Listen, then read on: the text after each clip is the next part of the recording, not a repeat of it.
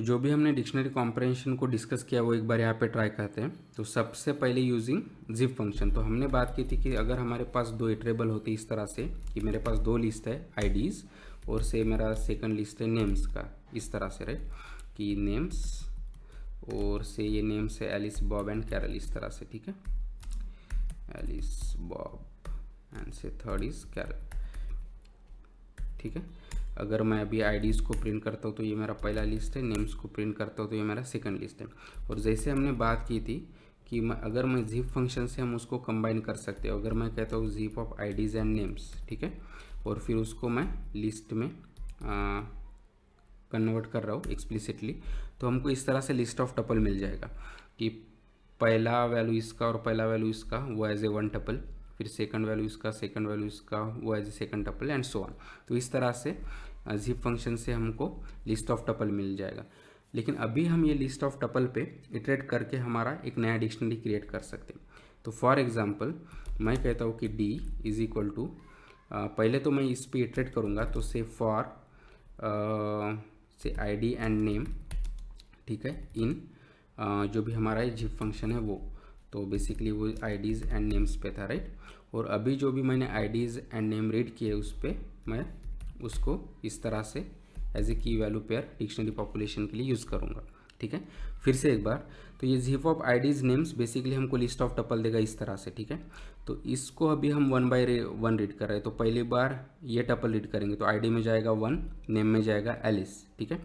और फिर मैं उसको यूज़ कर रहा हूँ एज ए की वैल्यू पेयर इस तरह से। तो मेरा पहला की वैल्यू पेयर बेसिकली होगा आईडी कोलन एलिस यानी 1 कोलन एलिस, फिर हम सेकंड रीड करेंगे उसी तरह से, फिर हमको मिलेगा 2 कोलन बॉब, फिर 3 colon Carol and so on, ठीक है। तो अभी अगर मैं डिक्शनरी को डी को प्रिंट करता हूँ तो एज एक्सपेक्टेड हमको मिल जाएगा, ठीक है। तो 1 Alice, 2 Bob, 3 Carol and so on, ठीक है। तो इस तरह से ये जिप फंक्शन से हम एक नया डिक्शनरी क्रिएट कर सकते हैं, ठीक है।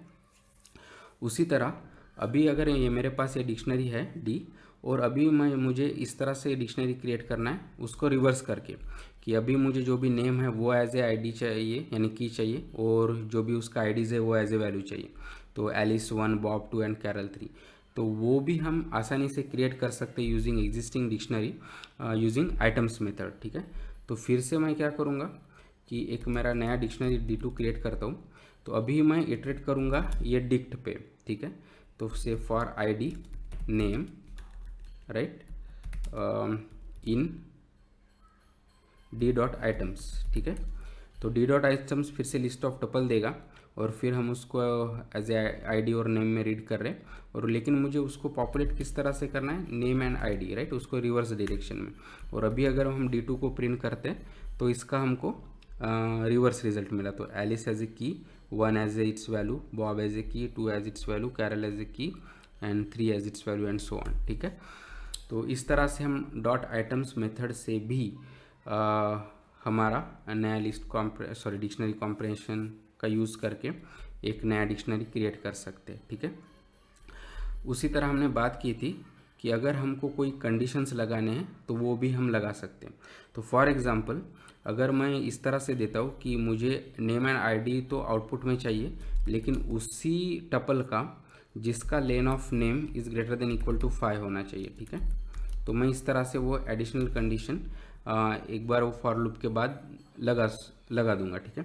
तो अभी क्या होगा कि सभी तो 1 बाय 1 इटरेट होंगे, लेकिन हम ये एडिशनल कंडीशन से वो फिल्टरिंग करेंगे, क्या वो जो भी हमने नेम रीड किया क्या उसका length greater than equal to 5 है।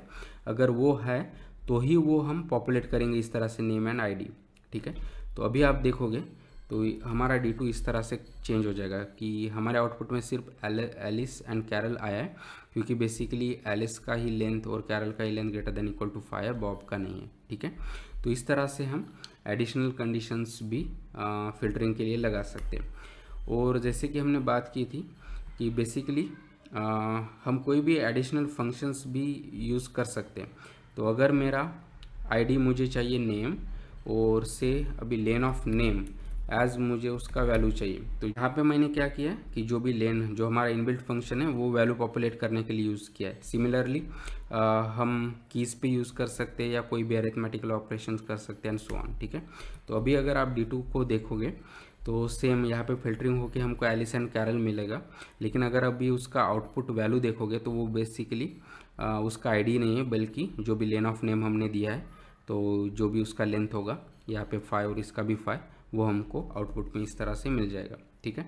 तो इस तरह से हम एडिशनल फंक्शंस, इनबिल्ट फंक्शंस या basically arithmetical operators and all सब हम पॉपुलेशन के लिए ये एज ए एक्सप्रेशन यूज़ कर सकते हैं। एट द सेम टाइम हमने ये भी डिस्कस किया है कि अगर मुझे एल्स कंडीशन लगाना है तो वो एज ए एक्सप्रेशन में ही मैं लगा सकता हूँ। तो फॉर एग्जांपल अगर मुझे name and lane of name इस तरह से चाहिए, लेकिन मुझे एडिशनल कंडीशन ये चाहिए होता कि अगर लेन ऑफ नेम मुझे तभी चाहिए कि if len of name is greater than equal to 5, ठीक है। If len of name is greater than equal to 5, अगर वो नहीं है तो मुझे उसका वैल्यू 0 चाहिए, इस तरह से, ठीक है। और जो भी ये बात का इफ़ है वो हम यहाँ से रिमूव कर देंगे, ठीक है। तो अभी ये किस तरह से वर्क हो रहा है कि डी डॉट आइटम्स, तो यानी पूरे हम रीड कर रहे हैं क्योंकि हमने वो कंडीशंस रिमूव कर दिया है, लेकिन जब हम पॉपुलेट कर रहे हैं तो हम इस तरह से कर रहे हैं कि जो भी हमने नेम रीड किया है वो एज ए की और उसका length of name as its value, तभी जब उसका length greater than equal to 5 है, अगर वो नहीं है तो हम उसका करस्पॉन्डिंग वैल्यू 0 होगा, ठीक है।